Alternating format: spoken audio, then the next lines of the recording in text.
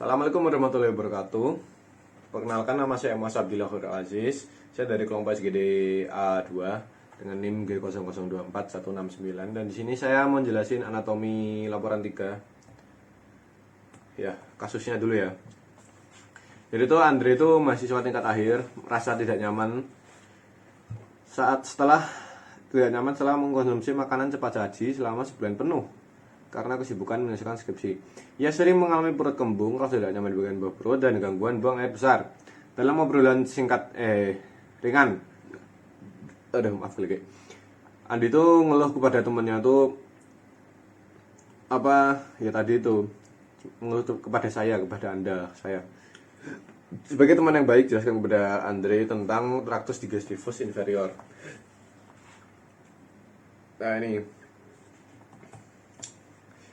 penjelasannya tuh ada 3 pertanyaannya.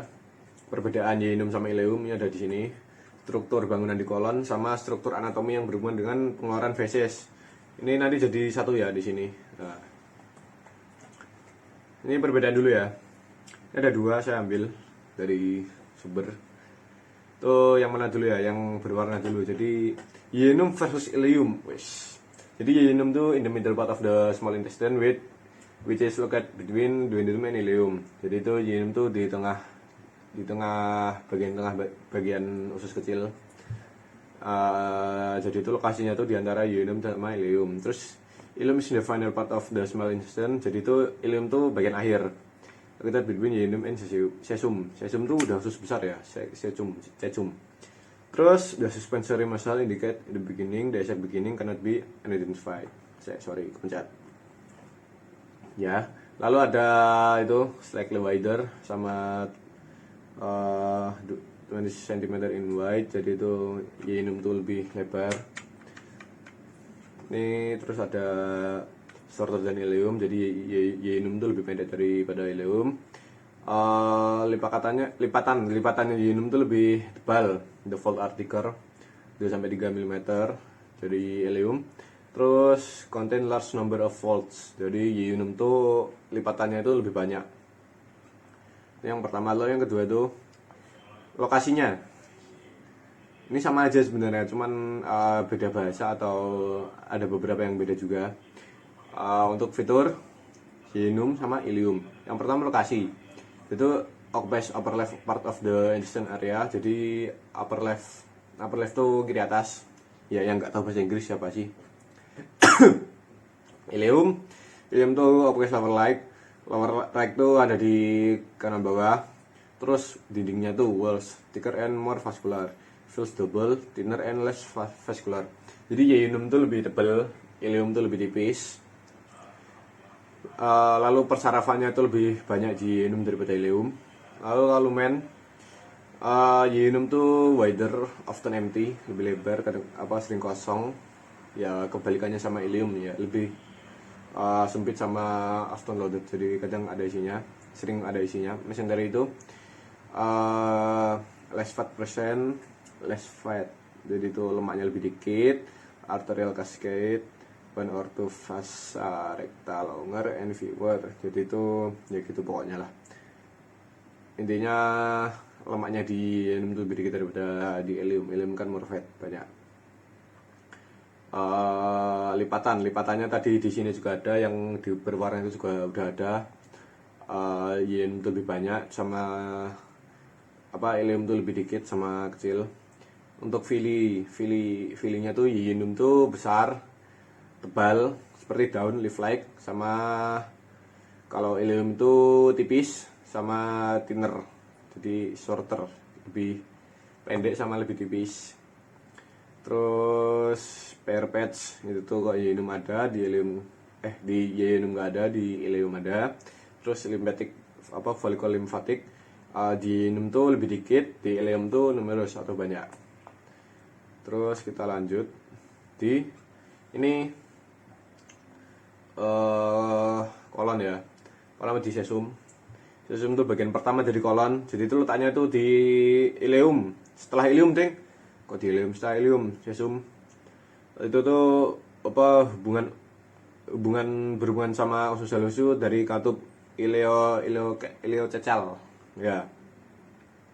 Terus ada kolon ascendant di atasnya sesum.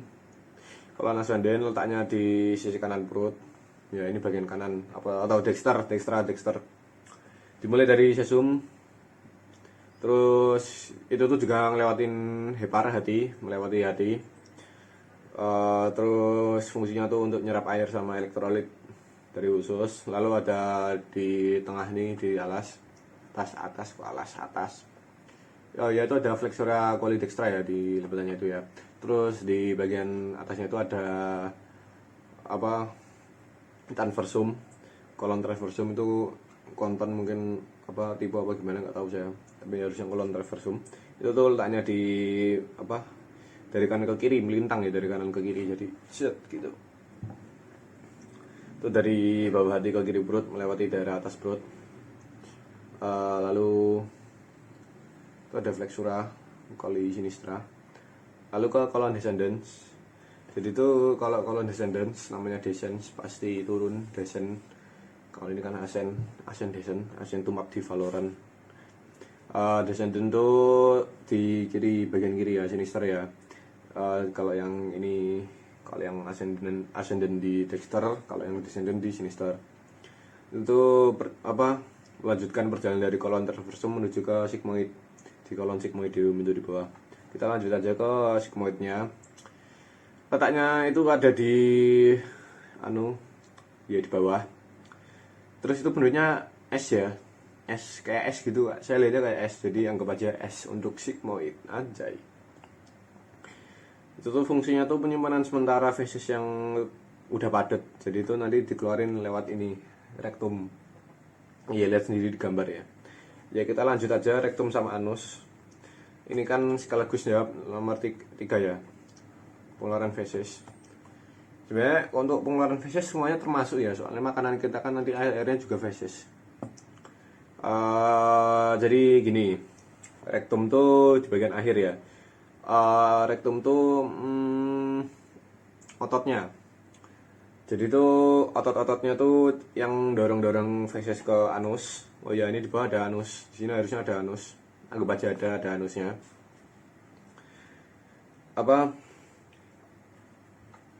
Lebih terlibat di rektum tuh lebih terlibatnya tuh ke pemrosisan sama pengendalian. Jadi ototnya ada otot longitudinal.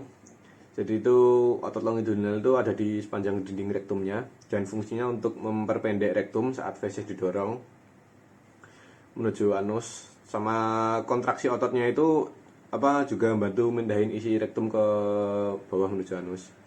Lalu ada otot sirkuler, jadi itu ototnya sirkuler, lingkaran lebih tebal. Itu untuk mengatur gerakan peristatiknya. Lalu kita ke sphincter. Sphincter tuh yang buka tutup. Ada anal. Sphincter anal itu tuh ada 2 sphincter utama yang berfungsi mengontrol pengeluaran feses. Itu ada sphincter internal sama sphincter eksternal.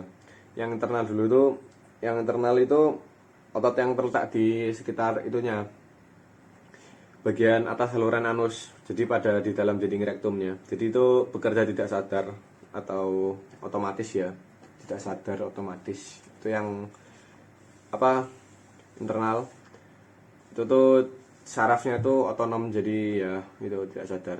Terus ada eksternal, sphincter eksternal anal itu bagian atas. Yang eksternal tuh di sekitar bagian bawah saluran anus, jadi itu tepat di bawah yang sphincter internalnya.